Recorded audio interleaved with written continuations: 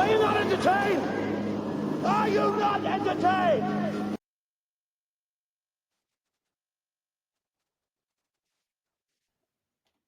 This is a question I have asked on my live multiple times, and I thought it's time I bring it to video to reach a wider audience, because this is a question I have for a lot of Black men and African men, and I think it's time we start to answer these questions.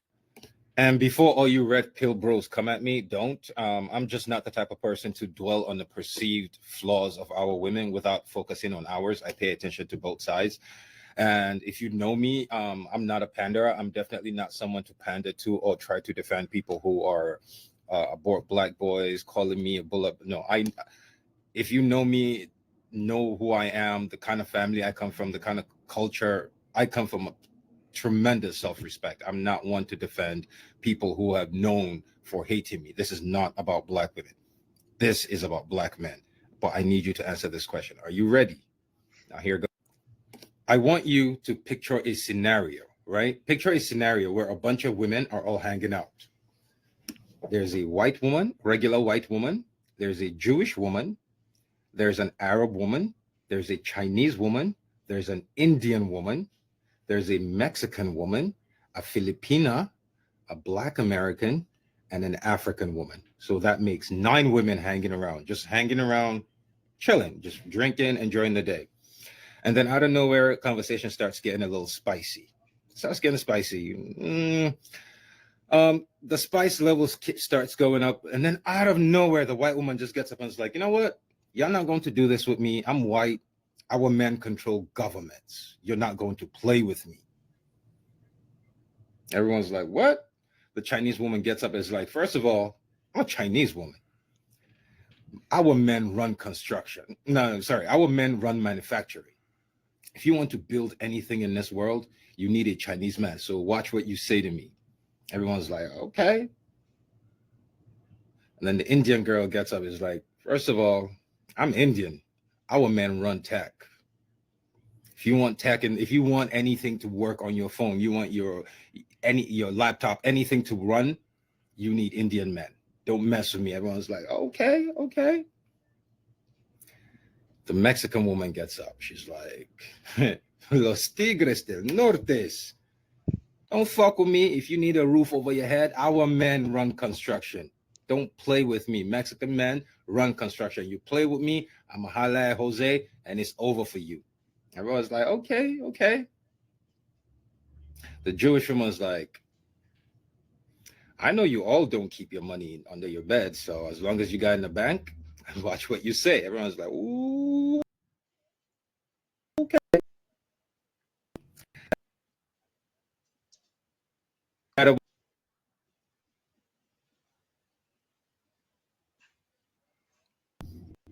The Filipina is like, okay, I see what you're doing.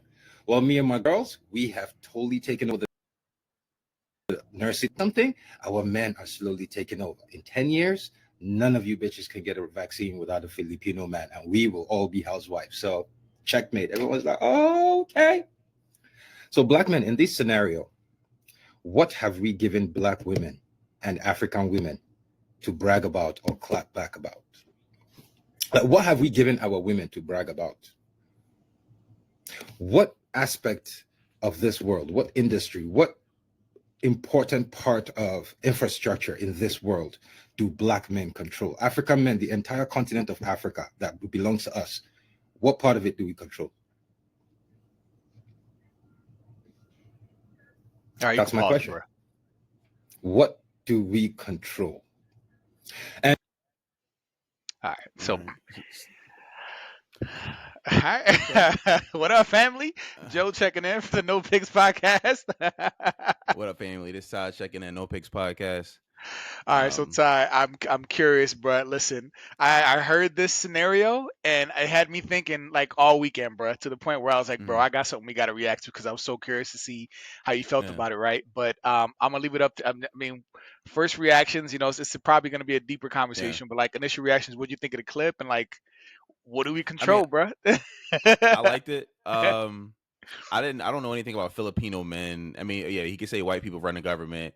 Indian people run all the stuff, all those things I generally agree with, right? But the Filipino man thing, I don't know how accurate that is. Like, they're taking over nursing. Is that the argument he Nursing was and trying to make? vaccinations. He said something about vaccinations, or I don't even under that concept. I don't even understand.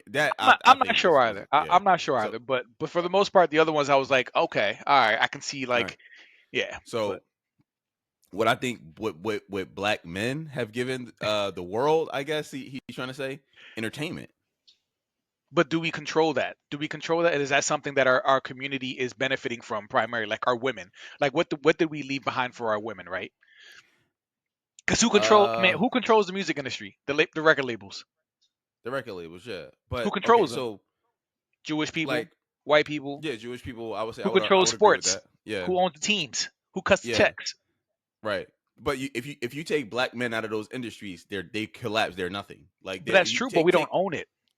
that's true. We don't That's own the true. shit. Like I can't pass like all the money from the profit for that. Like most of these, I feel like we get exploited for our culture, and people make money off of our culture, but we don't Yeah, own it. You see what I'm saying? So like that's not something that we can pass down to our families. If every individual artist, if somebody makes it or somebody gets into the league, they can help their families. But as far as what we're yeah, leaving to our community and our women, that because I had to think about it too. I know people are gonna be like entertainment. I'm like, right, but they basically exploit us for our culture and then make money off of it and then export it to the world. So I thought about that too, and I'm like, we don't really control it though, bro. Like we right. don't control it as the way that we think we do. So I mean, I hear you, but like other than Yeah, that, like what can you think? What have we left for like our women or our people? He says women, but like he means like our yeah. people. What have we left behind? What do we control? I mean, I don't think we control anything. I don't think we have that like pull your resources together kind of mindset that will like actually affect progression as a people. I don't think we have that kind of mindset. All of us are kind of like crabs in a barrel kind of situation, the men and the women. Um and I don't subscribe to the belief that you got to leave something for your women. I don't subscribe to that because the our women of today are like, yo, we don't need y'all. So cool, then go get out the mud. And this is Y'all part of don't the need us problem. anyway. This is part of the problem, So bro. But right, yeah, and don't you think that's sad, bro? Like other races can like put some things behind and like work together. Like I said, we've talked about the idea that our women are the only ones that we hear on social media or on the internet that just saying that they're our men ain't ish, like just disrespecting and degrading their men, like more than any other racial group, right? I'm sure yeah, other women do it, but we've talked about that too. Where yeah, like there's like this very clear disdain for black men by our women, which is saddening, right? But like part of this dynamic you're describing is one of the issues as to why maybe we don't have something to pass on because of this clear divide. Like, you know what I'm saying? Like, doesn't that make yeah, you? Doesn't that make? Isn't that sad, yeah. bruh? I agree. I agree. That's an issue.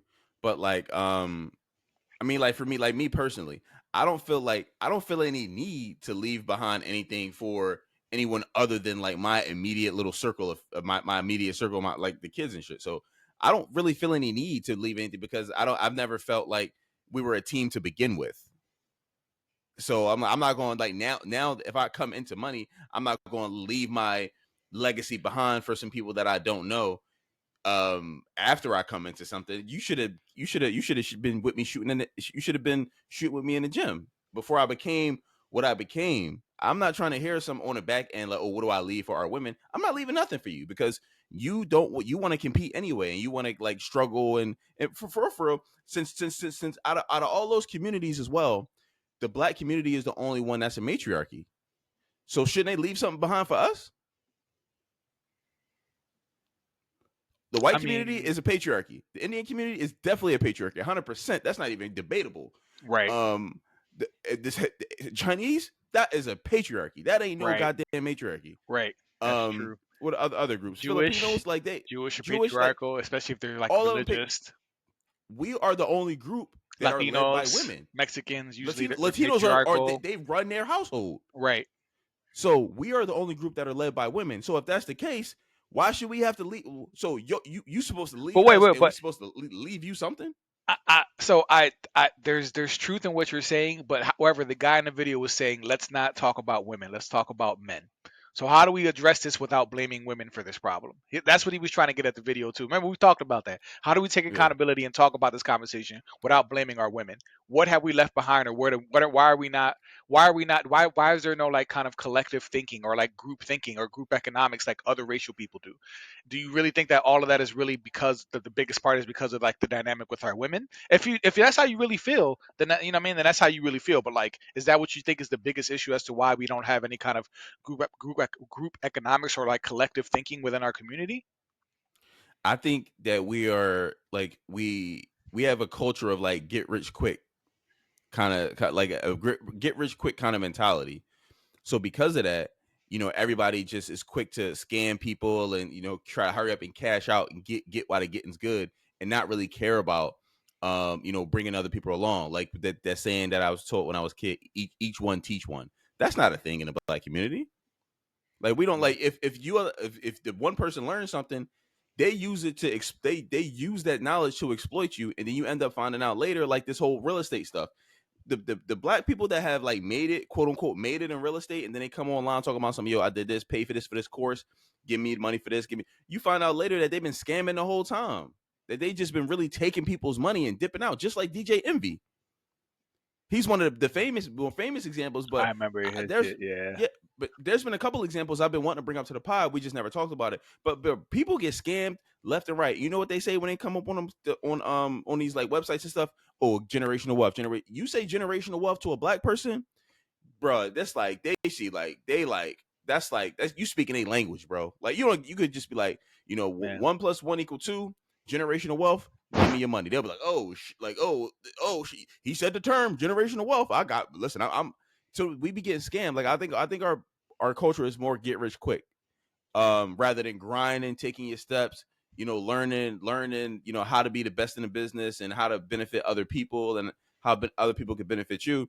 I think a lot of us be scamming each other, and that's Mhm. unfortunate. But I don't that's what disagree I with you. see. I'm just trying to see like I'm just thinking about like how that plays out and like in the actual, but I'm not disagreeing with you. Well, it's interesting, right? Because let's think about a community, right? If we think about, I mean, I hate to keep referencing the hood because I feel like we don't Right, just live in hoods, right? But like, there's so much hood in urban areas, and right, where I mean, I'm from Philly. There's hoods everywhere. There even the good hip neighborhoods are like hood adjacent, right? But like, if we right, think about the right, hoods, and we talked about this, you got a hood full of Black people, you got Chinese stores. And they're making money off Black people. You got poppy stores, and they're making money off Black people. You got Asians doing our nails and our lashes. You got Asians selling the weaves and the wigs that our women wearing. You have all these other groups basically making money off of our people. You got, all types of races other than our own who own the actual properties that black people are renting out of. There are all these people making money in our community, and none of those dollars are Black dollars. You know what I'm saying? Like, we're living there, but we don't own anything. We don't have businesses there. Like, we've talked about this before. Like, we don't we own none of it, and we're people are just making money off of our people, right? And yeah, that always frustrates me. And we've talked about this before, and it's upsetting, and it's like I said, it's sad because it's like, what power do we have, right? I don't know, bro. Like, I'm trying to think of like why we haven't gotten it, why we haven't figured it out yet. But for the longest time, I agree with you. We do have this like this get rich quick, this big individualism, right? Where people just want to make it. It does feel like crabs in a barrel. It does feel like right, once people make it to the top, they don't. There's no idea of like giving back somehow, or collab, or all yeah, the people who made it collaborating, because we got enough millionaires, and maybe a couple billionaires now, because we got Dr. Dre and we got Hove. But we got millionaires where, like, if they brought their money together for like a common good or for like a cause, like to try to build some kind of equity within our community, or like leave something, or like buy some teams, or like, I remember when Snoop and somebody else was trying to buy an NFL team. Like, we have people that have money to make moves that can help our community, but it really hasn't happened yet, bro. It really yeah, hasn't happened on the scale that we needed to, right? Um, and I'm never one to say that any money that a person has made, we have to force him, or he needs to like give it to his people. If you made it, if that's your money, that's your money, right? Like, I can't count somebody's pockets and say you should be doing this with your money. But I think that I just feel like we don't have that collective mentality, bro, like other racial groups do. And we talked about like the Indian people. Indian people will come, they'll ship one person, not ship, that sounds racist, but one person will come to the States, they'll buy a Dunkin' Donuts chain. their cousin, their aunt. They all be working in that one Dunkin' Donuts. It'll be all the Indian people in that one chain. They'll rent one house, and all of them will be in that one house, crammed in all the rooms. Everybody making money, everybody paying the same rent, and they stack that bread up. And then when they get enough, they'll start another store. Then they'll bring some more people over from India or from where bring more family over. Now you run this store, and they start buying more chains of like a Dunkin' Donuts is just one example, but like I've seen this, and it's like they make it so that listen, we gotta feed each other, we gotta look out for each other, and we gotta work together. And that's something Right. that I really have not seen in our community, and I feel like that's one of the biggest detriments to our community is that we don't know how to work together and then stack up to make that power move and then keep it going. Yeah. You know what I mean? Like other races have understood this, bro. Like they understand Yeah. this concept. No, I agree with you. I agree. You know what I'm saying, bro? Like Yeah. And we don't like. I mean, yeah, and we like the black dollar circulates like when but it goes back to the white man every time black people earn money. It goes back to the white man. What like that's like it's like the shortest span of time it goes back to the economy. Like the black dollar does not is the lowest the lowest circulating dollar right. from other races. And it's like we can't wait to buy Louis Vuitton. The We can't wait brands, to bro. go I don't like know why we we're like so we tied to the can't brands, wait, bro. bro. We can't wait, yo. Like, Billionaires are wearing khakis and button ups and Reeboks. You know what I mean? And these boys are yeah, billionaires. We too busy trying to wear the latest fashion designer and the latest brand and pay thousands of dollars for it, bro. Like yeah. instead of like, you know what I mean? Like it's like it's weird. Like we're pretending to be rich. Because it's a status symbol. Like it's just like, all right. So I'm gonna tell you a story real quick. I don't want to keep this joint too long, right? But I No, go remember ahead. when I first went to college, right? I went to Cardockety, which was like kind of like a mixed school, right? But all my friends were black. And I didn't really associate with too many Hispanic people or white people, right? Not just because I didn't want to. It's just that was just my group of friends, right? So I go to LaSalle. LaSalle is mostly white at the time. It's like a segment of us that are black, but it's mostly white. And my roommate freshman year, his name was Jeremy. He was a white dude. So I remember bringing all my stuff in. My brother's helping me move and all this stuff, and my cousin, whatever.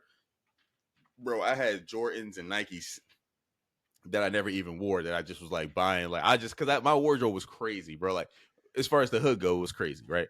Jordans, Nike stacked to the ceiling. I got 4 rows of Jordans here, 4 rows of Nikes here. That stuff that I never wore, bro. Like I'm just because I'm ready to just look like I'm just that dude at LaSalle, right? Like I'm like, yo, like I'm getting all the trim around here. Like that, like I'm not letting nothing fall out of my pocket. Like you come over here too. Like so, I first couple months I'm there. The first couple days I'm there. I'm like, no, I'm sorry. My roommate, his name was Matt.